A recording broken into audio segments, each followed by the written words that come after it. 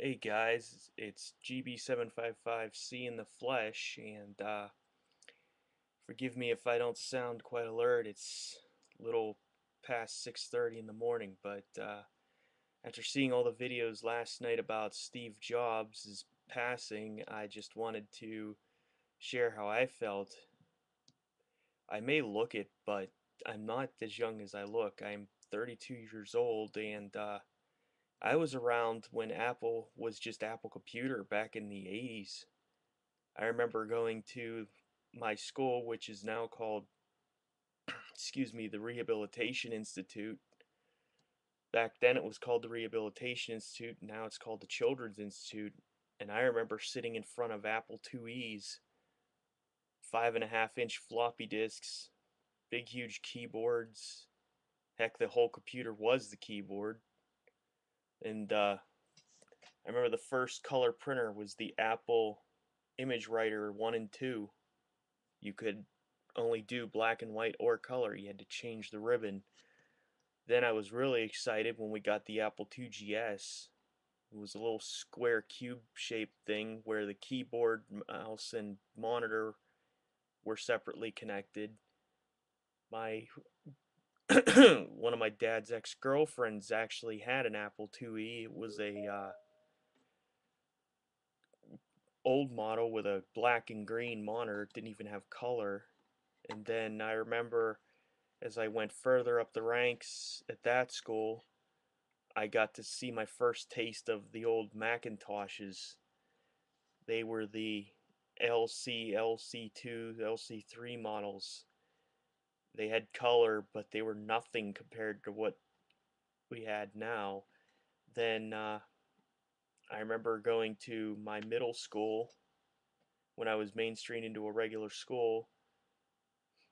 It was back to the Apple IIe's and the Apple IIGS's there. Then in the high school, they had the Macintoshes ranging from the LCs all the way up to the Performa, which was basically an all-in-one. Those were some great Macs back then.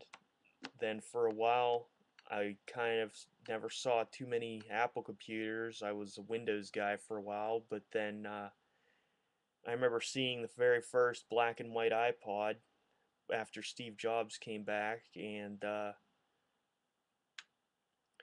it was the neatest thing I ever saw. Then I would watch the keynotes as Apple evolved their MacBooks, the first backlit keyboard.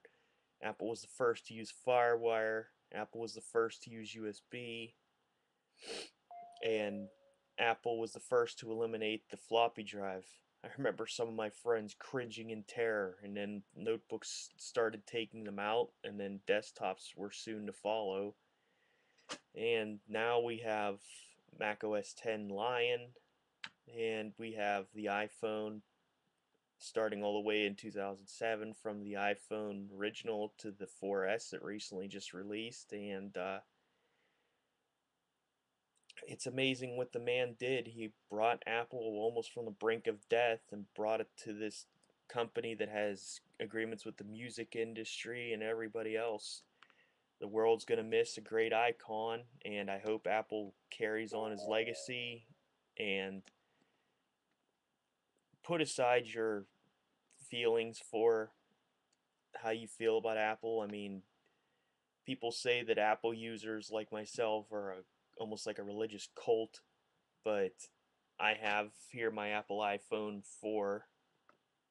It's in a case, so it may not look like one, but I also have the original iPad, and I'm recording this on my late 2009 MacBook Pro using the built-in iSight camera.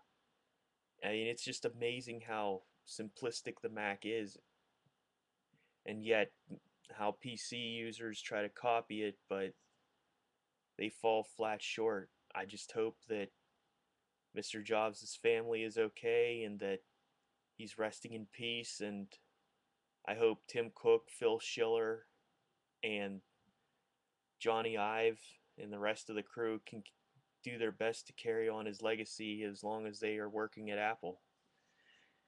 I will catch you guys later, and have a good one.